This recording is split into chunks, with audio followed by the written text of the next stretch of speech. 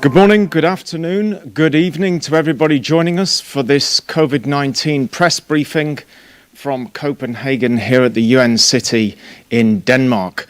Very happy to be joined today. We're joining you also from Athens, Greece, where our Regional Director, Dr Hans Kluge, is on an official visit. It's also a great honor to be joined today by Dr Vassilis Kikilias, the Minister of Health of Greece. A very warm welcome to you, sir, and thank you very much for joining us today. It is truly an honor. Before handing over to our Regional Director, Dr Kluge, let me also explain who else is on our panel.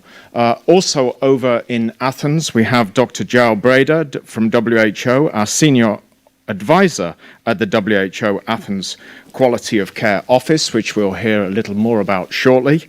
To my left here, I'm very pleased to be joined by Dr. Catherine Smallwood, who is our COVID-19 Incident Manager here at the WHO Regional Office. We're also joined by Dr. Siddhartha Datta, our Regional Advisor on Immunization, also here from Copenhagen with us at WHO Europe. So with that, I'm going to hand the floor over to our Regional Director, Dr. Hans Kluge, to say a few opening words. Thank you, Rob. Good morning and good afternoon. Among the silver linings of COVID-19 is the fact that it has emphasized the urgent need to ensure equitable access to healthcare. This morning, I had the pleasure to open with the Minister of Health of Greece, Dr. Kikilias, the WHO Athens Quality of Care Office here in the capital of Greece, hosted by the Greek authorities. The center will serve the needs of the countries of the southeastern part of the WHO European region and the Mediterranean basin, focusing on technical assistance, support and leadership on quality of care and patient safety. This is an enormous milestone for Greece and for WHO, as well as for the millions of people who will benefit in the coming years. Before moving on to COVID-19, underlining that we cannot take our eyes off other health threats, later today, WHO Europe is launching a landmark report on the current trends of alcohol consumption, harms and policy. Last week, we surpassed 1 million confirmed COVID-19 deaths in the WHO European region. The situation in our region is serious. 1.6 million new cases are reported every week. That's 9,500 every hour. 160 people every minute. It is only among the oldest that we are seeing declining incidence. Over the past 2 months, the trend among people more than 80 years of age has diverged from the trend seen in every other age group, possibly thanks to high vaccination uptake in this high-risk group. Since February, the proportion of COVID-19 deaths in Europe among those older than 80 has gradually fallen to close to 30%, the lowest level since the beginning of the pandemic. Hospitalization nonetheless remains at high levels, with continued reports of intensive care capacity having been exceeded from all parts of the region, also in Greece. This April, COVID-19 admissions to hospitals and intensive care in France reached the highest levels since this time last year. There are early signs that transmission may be slowing across several countries. But let me be clear, early signs of decline are not equal to low rates of transmission. Transmission must be driven down to low rates and kept low by harnessing our energy and resilience to beat the virus. The availability of all public health and social measures is critical, including the rollout of vaccines. Adjusting social measures must be done not based on vaccination targets, but on the basis of epidemiology and the ability of our health services and workforce to cope with COVID-19 and to maintain basic public health services. Safety is paramount. Globally, there has been a very small number of cases of rare blood clotting disorders among the 200 million people that have received the AstraZeneca vaccine. WHO takes safety events extremely seriously, and our Global Advisory Committee on Vaccine Safety and the Strategic Advisory Group of Experts on Immunization continue reviewing the evidence. WHO will provide guidance to Member States shortly. We urge Member States to report any adverse events that may occur following vaccination as early as possible. For now, the risk of suffering blood clots is much higher for someone with COVID-19 than for someone who has taken the AstraZeneca vaccine. Let there be no doubt about this. The AstraZeneca vaccine is effective in reducing COVID-19 hospitalization and preventing deaths. WHO recommends it to all eligible adults to gain protection from the SARS-CoV-2 virus as quickly as possible. We are also aware of reports of thromboembolic events with low platelets following vaccination with the Johnson & Johnson COVID-19 vaccine. WHO is monitoring these reports closely and will communicate its findings in due course. To date, some 171 million doses of 7 COVID-19 vaccines and products have been administered in the region. Nearly 13% of the European population have received one dose, while close to 6% have completed their series. In Greece, where now 1.6 million people, or 16% of the population, have received at least a dose, while 7% is fully covered. And I congratulate the Minister and my Greek counterparts on their extensive preparations to ensure that the country was ready to effectively receive and deploy vaccines. As part of the European Union, Greece has demonstrated solidarity by supporting COVAX, acknowledging that the economy and prosperity of one country is intricately bound to another country's prosperity, and in this case, bound to defeating the virus. Equity within borders is very important. It's not only about equity between countries, it's also about equity within a country, making sure that vaccine access and utilization does not further marginalize the underserved. Here, Greece has led by example. The country's entire refugee and migrant population, more than 100,000 people, are part of the national vaccination strategy, as they should be, alongside the general population. Congratulations, Mr. Minister. Mass vaccination campaigns in Greece's refugee camps are scheduled next month. Once again, only vaccinating a chosen few and excluding population segments undermines our fight against the virus everywhere. Before handing over to the Health Minister, I'd like to thank the Minister for the warm welcome and for your leadership and resilience in the past months. To those marking the month of Ramadan, I wish you and your loved ones a blessed holiday and urge you to celebrate safely. Ramadan Kareem. Thank you. Thank you very much, Regional Director, and thank you for joining us from Athens today. Alongside you, we have Minister Kikilias. And sir, I would now like to pass the floor to you to say a few words. Thank you very much. The floor is yours. Thank you very, very much. Good morning and good afternoon from Athens. I would like to say that it's a great honor for us to have the WHO Europe online press briefing being held from Athens today. In fact, this press briefing comes on a very important occasion. Dr. Kluge already mentioned the creation in Athens by the WHO organization of the first ever quality of care and patient safety office in the world. Moreover, I would like to thank WHO Regional Director, Dr. Hans Kluge, and the entire WHO Europe team, including the WHO country office in Greece, for their fruitful collaboration, their immediate and direct line of communication, and the excellent outcome we have today with the establishment of this new office. I would like to congratulate my colleagues at the Hellenic Ministry of Health who have tirelessly worked under difficult circumstances, COVID-19, since December 19, when Dr. Kluge first visited me here in my office in order to discuss the implementation of this initiative of global eminence. Who could have anticipated, dear Hans, back then that a few days later the coronavirus pandemic would break out, which continues to take the planet by storm even today. Today we are launching a new monumental chapter for the history of Greece, but also for the history of the entire European region. So why was this office set up in Greece? The criteria set forth by the World Health Organization itself were the following.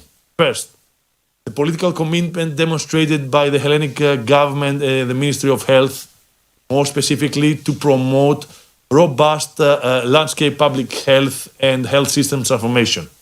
A prime example of this is the launch and implementation of the anti-smoking law in Greece more than 10 years after its initial announcement.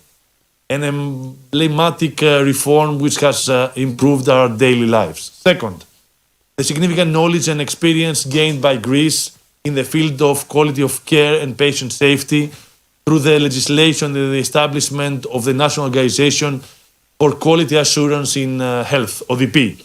Third, the unique features of our country which can protect health and improve quality of life, an element that has not been taken into account in the quality of care models. I think that we all know that Greece, with its record of longevity and its trademark Mediterranean diet, for instance, can set the example for how to improve quality of life in Europe. And of course, the resilience shown by the national health system in our country during the current unprecedented health challenges of the COVID-19 pandemic. And regarding the pandemic, I would like to point out, my friend, Mr. Director, that the national health system of Greece has endured, endures, and will continue to endure. We have drawn up an emergency plan which we are implementing, and our healthcare professionals have been working tirelessly for the past 15 months to protect human life. I want to take the opportunity to thank them, this floor, on this historic occasion, for their immense sacrifice and for the service that they are doing to their country and their fellow human beings. Greece, I think, has proven that it has a huge comparative advantage over the health systems of other countries with much better infrastructures and much more advanced management systems. The biggest advantage is that the people of Greece can make the impossible possible, even enduring the most unprecedented public health crisis of the last century. That, even under conditions of pressure and peril, they work tirelessly day and night and work together successfully. Top of the pyramid to the base. That, in coordination and based on a plan, which I have been prepared from the first day, we have been able to work tirelessly for the supreme gift, the gift of health and human life. So once again, thank you very much for being here. Thank you very much for your leadership. We cherish WHO and our partners, WHO Europe, and we strongly support your initiatives and your leadership within the crisis and in all health matters. Thank you very much indeed, Minister Kikilias. Thank you for those opening words, sir. And I'm going to now open the floor to our journalists. Thanks again to those of you that have sent your questions in advance. I'll be interspersing these throughout the press conference as best I can. But let's go straight over live to Gunilla van Hol at Svenska Dagbladet in Sweden. Gunilla.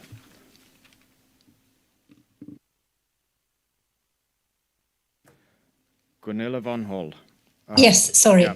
Can you hear me? We can. Please go ahead. Yes, I'm sorry. Look, I have a question on Denmark. In the world, I believe yesterday to stop using the AstraZeneca vaccine because of the potential link to the blood clots. Is this a reasonable decision? Are you worried that this will do more harm than good? What are they expected to do with their vaccine doses? And what are your concerns that this will affect the general vaccine rollout in Europe if other countries follow? Also considering that Johnson & Johnson vaccine has now been delayed or similar clotting concerns. Thank you.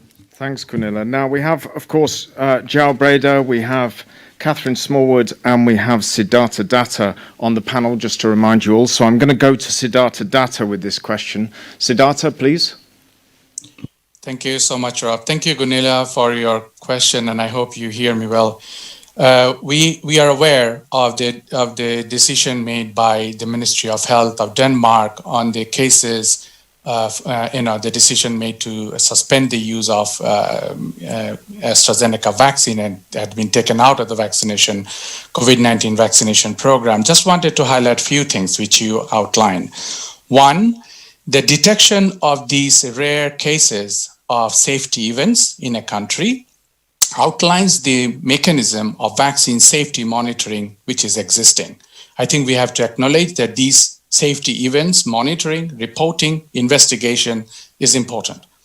Other part is that these vaccine safety events, communicating it to the population is extremely important.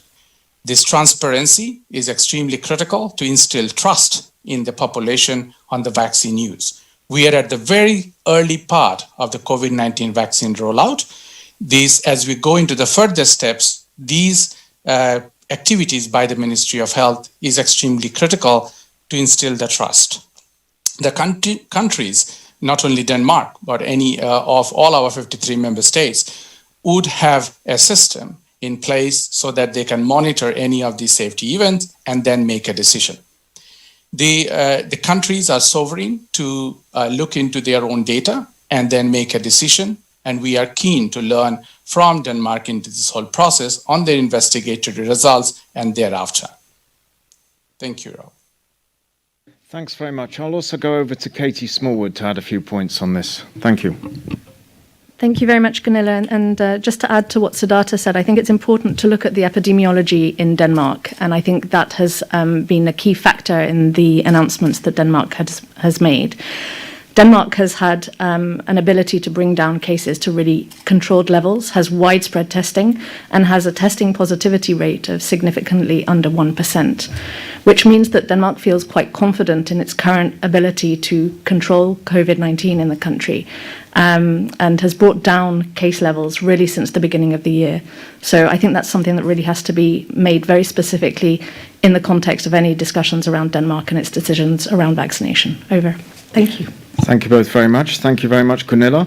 I'm next going to go over to John Garnitis from Inside Story Greece. John? Hello from Athens. Thank you for taking my question. Dr. Kluge, exactly 1 year ago, it was April of 2020, I have asked you regarding the idea of using immunity passports in order to reopen the economy and especially sectors like tourism. I don't know if you recall it, but you weren't keen on that idea back then. So I'd like to repeat the same question, but this time regarding the digital green certificate. Do you support the EU proposal? Are you worried that countries like Greece, that is opening up for tourists in mid-May, could face a resurgence of cases? And Dr. Kikilias, do you share the concerns regarding tourism? And if I may, one more question, please. Given your experience during the past months with the epidemic in Greece, could you point out one or two things that you would have done differently, or certain mistakes or decisions that you wish to have taken or not taken? Thank you very much. Okay, thanks very much, John. There were 3 questions there for the regional director and for the minister, and I'm also going to ask Katie Smallwood to chime in on your first of your 3 questions as well. But first, I will send this over to Athens, to the regional director to respond regarding the certificates, and then to the minister who sat alongside him. Yes, John, absolutely. I remember very well, because this was a train which was going forward and not to stop. So a number of points here.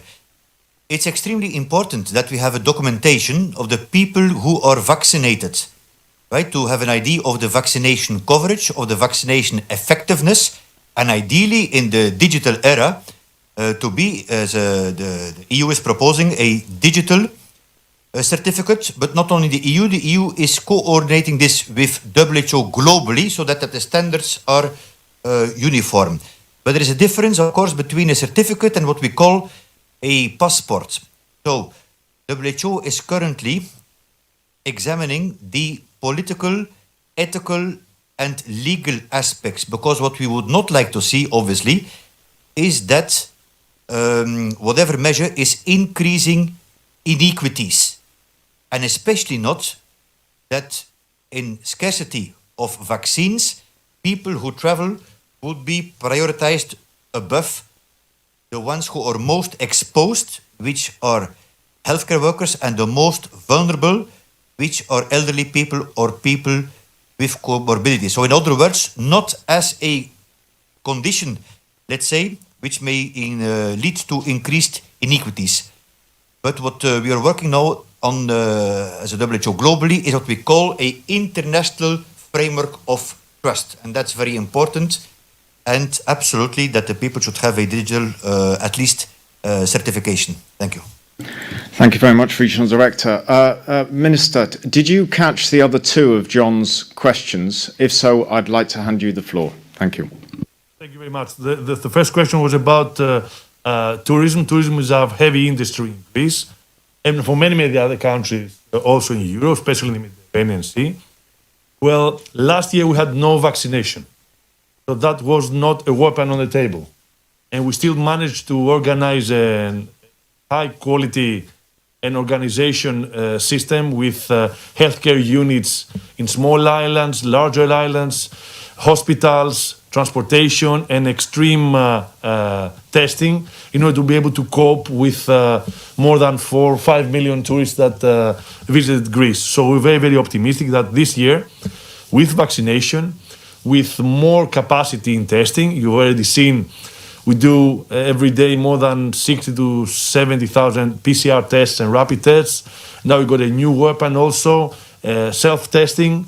We are confident that we'll be able to organize our tourism season with safety, be transparent about it, and make everybody feel confident in order to be able to visit Greece. People that work in the tourist sector and all tourists from all over the world that want to travel to our country. About mistakes or things that we would like to do in a different way, well, this is a non-constant fight. Day and night, a minister has to think, what did he do wrong? What he could have done better?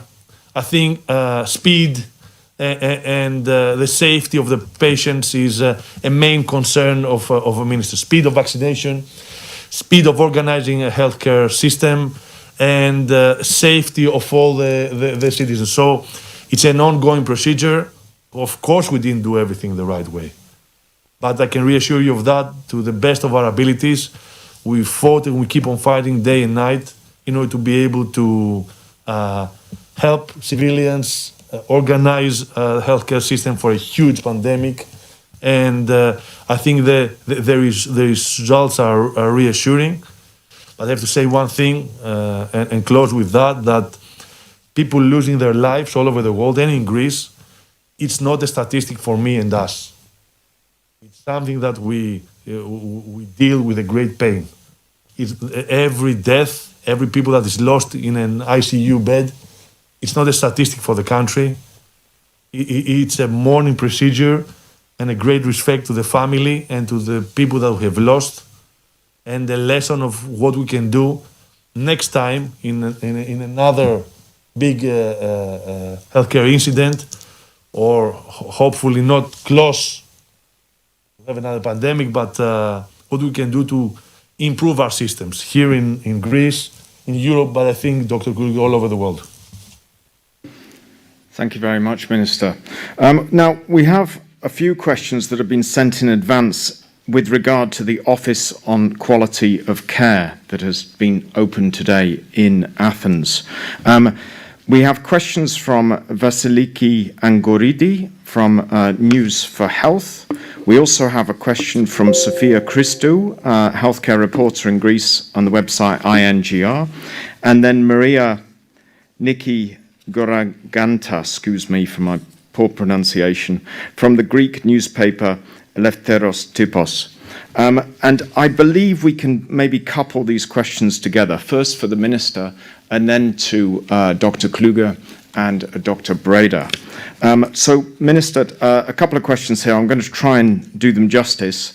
Could you, the question is, what are the benefits of having the centre located in Athens for Greece and the country's health system? And I think the related question here is, why was Athens selected for the establishment of WHO office? What are the criteria that make the Greek capital a strategic point for public health? So, Minister first, and then I have a follow-up question that I would then put to Dr. Kluge and Dr. Breda. Minister, please. Well, in my opening statement, I talked about the criteria, of course, the political will, the proof that we can organize a healthcare system sustainable to the virus and up to new challenges. And of course, the basic idea is that do we only have to talk about volume, about quantity, or when it comes to healthcare systems or public health, we should talk about quality of health? Because I feel and we feel that in an unequal world, we should seek constantly equal opportunities for our people to get quality healthcare. So this was the basic idea. We were very, very happy to see that we met the criteria of WHO and WHO Europe. And we seek a partner not only for us, but all the neighboring countries in order to be able to exchange information, scientific criteria, to help physicians and NHS workers improve themselves. We have a high quality working capacity, doctors, nurses, and all the healthcare workers. So we seek to get better day by day, week by week, and offer better and more quality healthcare services. This is the basic idea, and I think that is well deserved for everybody in Greece and everybody in the world. Thank you, Minister. A follow-up question from Vassilis Angoridi from News for Health for the Regional Director, and then I will also go over to João Breda on this. Could you give us some practical examples on how the new centre of the WHO could help member states implement better policies for quality of care and patient safety, and which areas are in dire need of support? Regional Director, please. Thank you, Vassilis. So as the Minister was telling, this office is going to fill a major gap, because when we speak about universal health coverage, we often speak about access to health services in an equitable way without financial impoverishment. But obviously, what the people need are quality health services. Globally, about 8 million people die each year due to poor healthcare, with patient safety events and enormous economic costs. So it's really a win-win situation. It's about providing the right care at the right time, and now we speak more and more also in the right setting, the appropriate setting. And some concrete examples, taking into account also the COVID-19 pandemic lessons learned, which we discussed with the Minister this morning, is the development of a framework to assess the quality of care. Right? So data is power. We need to assess quality of care honestly, and then link it with digital services. Second is that the office will be a hub for innovation. That's a main function that WHO is doing. It's exchange of very practical know-how, not only on the what, but on the how. And countries are doing amazing things, but we need to bring it together and be a real hub for innovation. And again, Greece has a lot to showcase here. And third then is to develop practical tools so that countries can take these generic tools and adapt it with or without WHO support to their own context to ultimately increase the quality of care. Thank you. Thank you, Regional Director. That seemed like a very comprehensive response, but I'm still going to invite Dr. João Breda, who's with us on the panel today, in case he has any additional points he'd like to make. João? Thank you very much. Just to add that this office will also open avenues of work in terms of quality of care, linking up with mental health, with primary health care, with healthy aging, building on the excellent expertise that we have, of course, in Greece, but also elsewhere, and a focus on sub-regional approach and a focus on countries like it was said before in the southeastern part of the region and also along the Mediterranean basin. So very excited with this opportunity. Thanks very much to Greece. Thank you very much for those responses. Next, I'm going to go over to Jamie Keaton, who's joining us from the Associated Press. Jamie, welcome back.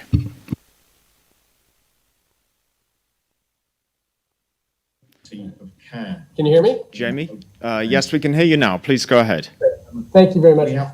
This is for Dr. Kluge, if I could.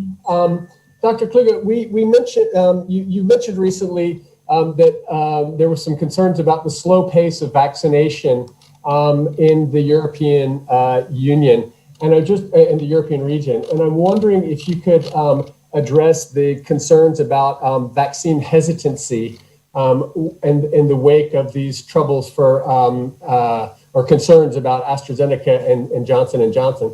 And if I could just follow up on Gunila's question earlier, what do you recommend to the governments of some countries, including the one in which WHO Europe is based, that have decided not to use the AstraZeneca vaccine, but are holding on to the doses that could be used in other countries that may want them?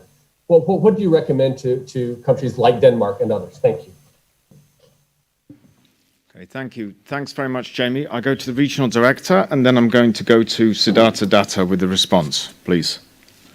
Regional director. Jamie, good to have you back. And first and foremost, as you somehow hinted yourself, right? When I made the statement, I was speaking about, as always, the pan-European region, the 50 European member states, and this was not a criticism of any kind, but it's a statement, because we do have now tools which make that COVID-19 is a preventable disease, and we have the fast spread of variants of concern, and, as you mentioned yourself, pandemic fatigue, which in a number of countries became even violent pandemic frustration. So in that sense, everyone has to really work together to scale up the pace, recognizing that a lot of very positive things are happening, including, for example, as we discussed with the Minister of Health this morning, one of the silver linings is the joint procurement by the European Commission, which we all agree is something that is quite impressive, taking into account that this is a bloc of 27 countries. But of course, we need to see this now pan-European, which comes back to your question, for example, on if a country, one of the strategies is donations or reselling instead of hoarding. And I did have this conversation with Dr. Søren Brøstrøm, the Director General of the Danish Board of Health, yesterday, that I understand the Ministry of Foreign Affairs of Denmark is ready to, or looking already into options for sharing AstraZeneca vaccines with other countries, which is the recommendation that we had before this Denmark made a decision, and definitely now, and I would like to express my appreciation for this to Denmark. On the pandemic fatigue and frustration, indeed, this is nothing new. We are measuring this with repetitive surveys together with the Minister of Health and Public Health Institutes in 30 plus countries, including in Greece, then to co-design strategies tailored to the communities. We have to know the people perceptions, right? And not just point the finger, because I do understand, and also from family and own situations, that this is a tough situation and people are legitimately tired of the situation. We have suggested in our actionable policy framework 4 key strategies for governments to address fatigue. The first one is understanding, and that's why I created the unit on behavioral and cultural insights with human sciences, anthropologists, sociologists. We have to understand, right, what's in the mind. Not think, but understand. Number 2 is engaging. And engaging with what I call champions in the community. And there are many, many good examples. Can be different people from the sports world or from influencers. The third is what we call allowing space to live. We have to live our lives and we have to allow that space to happen. And fourth, something in fact we discussed again with Dr. Kikilias this morning at the opening of the office, is empathy. No, in the Greek ancient history, this is a very important notion. Empathy. We need visionary leadership. We need hope and optimism because there is light at the end of the tunnel, which unfortunately is a bit longer than we thought, but the light is there. Thank you very much, Regional Director. Siddhartha Datta, maybe to elaborate on the vaccine hesitancy element of that question. Thank you. Thank you. Thank you, Jamie, for your question. So to highlight on the vaccine hesitancy part of it, just to say that any safety events, people may have concern, as you have heard the regional director also has mentioned about it. But I think it's extremely important during this process that we understand the vaccination uptake in different age groups, different population groups. So that number is extremely important. Data should guide us what the policy consideration should be. When we look into the data, a lower uptake in any of these population groups, we need to start looking into the drivers and barriers of the vaccination uptake. Hence, once we get the knowledge about these, then the tailored plan in each of the communities, in each of the population group has to be outlined by each of the member states so that the vaccination coverage can improve. Vaccine hesitancy should also be seen as a perception of the population to understand better what is happening. And in this regard, the efforts made by the member state to be transparent in sharing this information out will be extremely critical to instilling the trust in the population group. One other factor is within this perception should be also be considered as a health-seeking behavior of the people for the informed decision-making process. So I think these all need to be looked into in a capsule and shouldn't be seen in silos. Thank you. So, Siddhartha, while we're on this topic, Oskar Gozinski, journalist from the Polish press agency, referring to the AstraZeneca vaccine, similar problems with Johnson & Johnson one. On Tuesday, the FDA has decided to pause the use of it, pending further studies. His question is, should Europe consider pausing the rollout of these vaccines as well? Siddhartha. Thank you so much. Thanks, Oscar, for that question. As you have heard, Regional Director has mentioned, we are aware of the decision made by US FDA on the pause of this vaccine. What does that mean? This means that there is a safety monitoring mechanism in the countries to detect these rare safety events, adverse events that has following immunization. This also indicates that every member state, including WHO, considers vaccine safety as one of our priorities. We continue to monitor that and these events, and including all other events that are happening around the use of Johnson & Johnson, AstraZeneca, and also for other COVID-19 vaccine. WHO is engaged with these regulatory agencies, including the European Medicine Agency, to understand better this rare side adverse event that has happened. This is extremely important that any decisions that are made by the country or WHO is based on the better understanding of these rare events. And then a benefit to risk assessment is done for each of the population groups, each of these age groups that are being affected.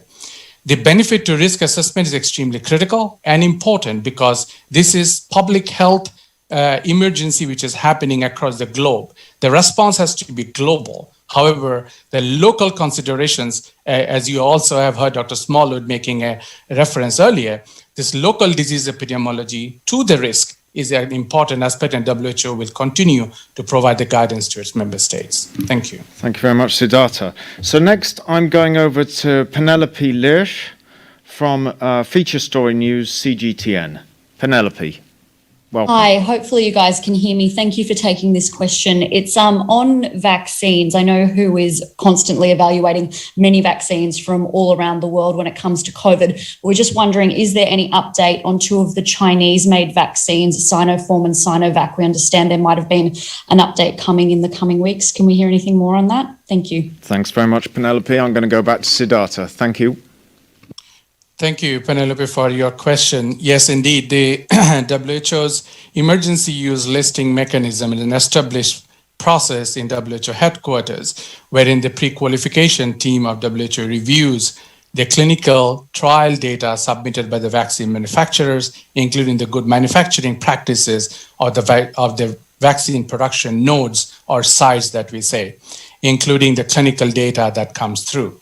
For the Sinopharm and Sinovac, we are in touch with them to review the dossiers that have been submitted by both the vaccine manufacturers, and that process is ongoing as we speak, and we will be hearing about the decision on the emergency use listing in April or early May. So please keep an eye on the pre-qualification page of WHO's website and for further updates. Thank you.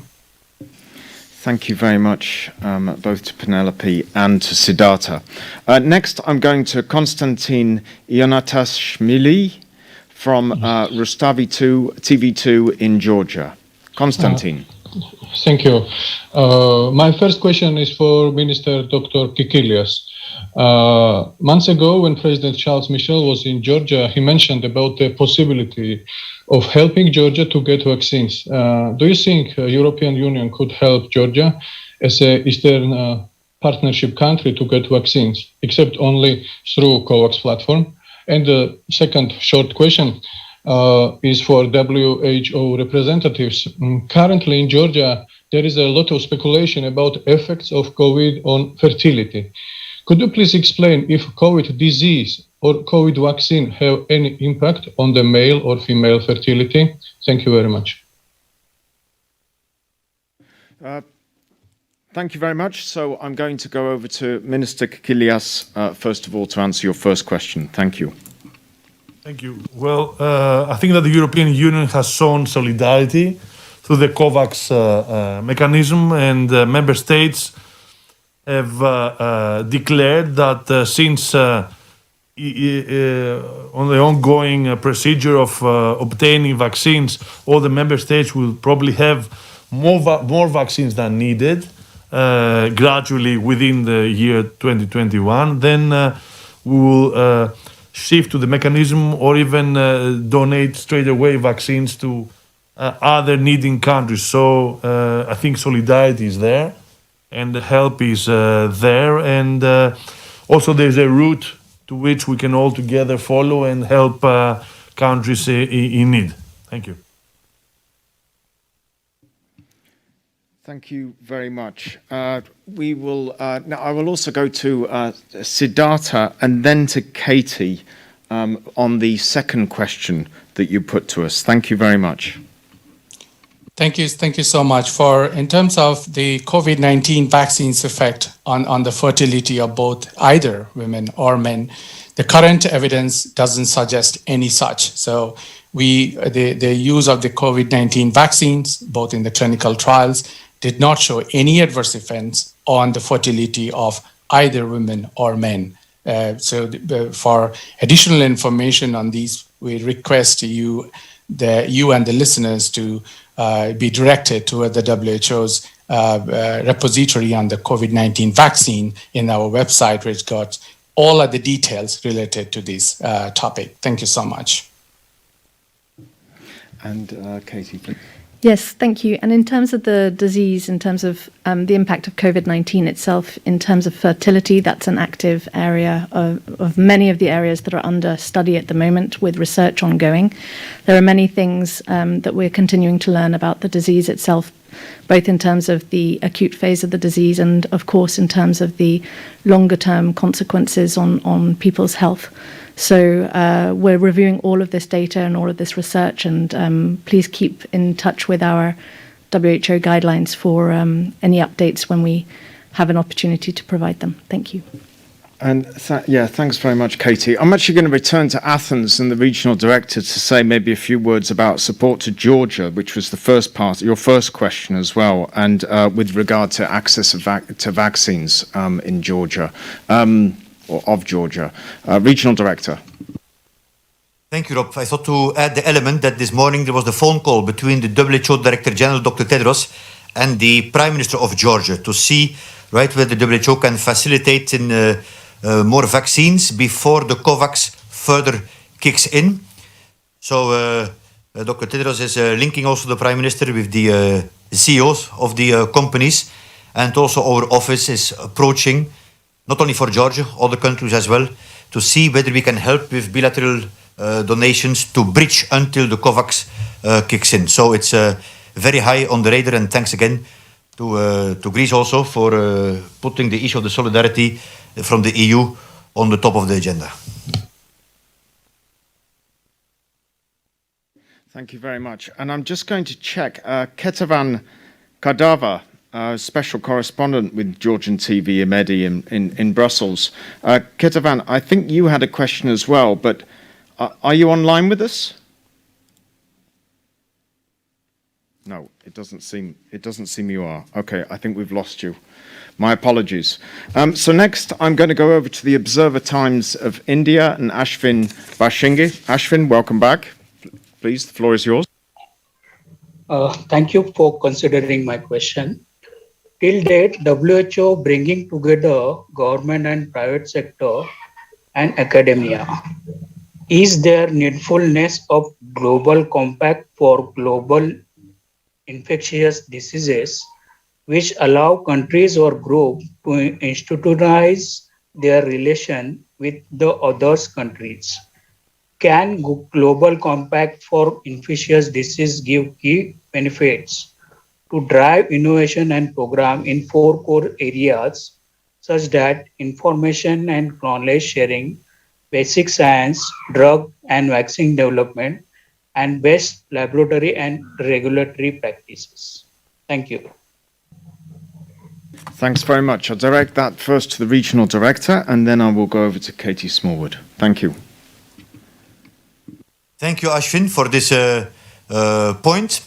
Now, whether it's a compact or something differently, definitely one of the main lessons taken away from the COVID-19 pandemic is that we can only get out of this together. Referring not globally, but to the pan-European region, as I mentioned one couple of, times at the press briefing too, is that I established the Pan-European Commission on Health and Sustainable Development to rethink policy priorities in the light of pandemics, to come up ultimately with targeted, focused recommendations on investments in health and social care. And the commission is chaired by Professor Mario Monti and released a couple of weeks ago its call to action, preliminary results. And one of the recommendations of this independent commission, is not a WHO commission, is to have at the global level a international board, an international intergovernmental panel on screening health threats, which ultimately could become a health board. This is number one. And number two, another recommendation of the Commission, preliminary, was to have a pan-European Center of Disease Control. And this is in addition, of course, to the global movements which are happening through the Independent Panel on Pandemic Preparedness and Review and the IHR Emergency Review Committee. But definitely, much more collaboration for better preparedness is something that we need to see, and not only on COVID-19, but on many other parallel pandemics, including, for example, the HIV/AIDS, where still we are in search of a very good vaccine. Thank you. Katie, would you like to add to that? Thank you very much, and not much to add on what the regional director has just described, but of course the global treaty that has been announced and supported by many member states will add to the list of existing international frameworks that we have for innovating, building preparedness, fostering collaboration between member states and institutions, and of course always building on the international health regulations, and then other existing frameworks for other pandemic-prone diseases, such as the pandemic influenza preparedness framework, and also the R&D blueprint, which is housed within WHO, which really identifies the next disease X and identifies for that disease, whatever it may be, what are the major gaps in terms of research and development that exist, and fosters collaboration in those areas. So absolutely all of these things are involved and in progress in parallel. Thank you. Thanks very much, Katie, and thank you, Regional Director. I was about to wrap up, but I can see that Gunilla van Hol is back with us. Gunilla, Is that an old hand that you're raising or a new hand? Gunilla? No. Yes, it's a new hand. Sorry. Okay, please go ahead. Thanks for allowing me to ask a second question. It is about death rates. As you said, they're decreasing. They're still high in many countries in Europe, though. The Nordic countries seem to be an exception here. They have come down with the death rates dramatically, even Sweden. Would you have an idea what the reason is, and how concerned are you about other countries that still have a high death rate, like Italy, France, and Greece? Thanks. Thanks very much. I'm going to go across to Katie for that. Thank you, Gunilla. Thank you, Gunilla. And I think in general, in the Nordic countries, we've seen relatively low incidence in the past few months, although all of the Nordic countries have had recent surges in cases that they've responded to. As a rule, if we look at Norway, Sweden, Denmark, Norway, Denmark, Finland, Iceland, of course, they've brought case incidence down very, very low, and or significantly lower than the average in the European region. And that means that overall the quality of care given to patients that are hospitalized tends to be higher, just because of the lower burden on intensive care units or on hospital beds, and the ability of the quality of care to be given means that the case fatality rate will be higher. In terms of why those death or mortality rates have remained low, given the increases in other areas such as case incidence and in other groups, high rates of vaccination in those particularly higher age groups are key here. And I think in Sweden that's seen that we've seen relatively high vaccination coverage in the over 80s, and certainly those people are not accounting for the proportion of deaths that they were previously. Thank you very much. Thanks, Gunilla, and thanks, Katie, for that response. So it's the top of the hour. I'm going to close this press conference. A very warm thanks to Minister Kikilias for joining us today in Athens, and to the Regional Director. I'd also like to thank our panelists, Dr. Katie Smallwood, Dr. João Breda, and Dr. Siddhartha Datta. Until next time, we wish you all take care. Please be aware that we have posted to the press corps the RD's statement, and it will shortly, our regional director's statement, and it will shortly be available online. So with that, yes, again, please take care until the next time, stay healthy, and we see you at our next briefing. Thank you.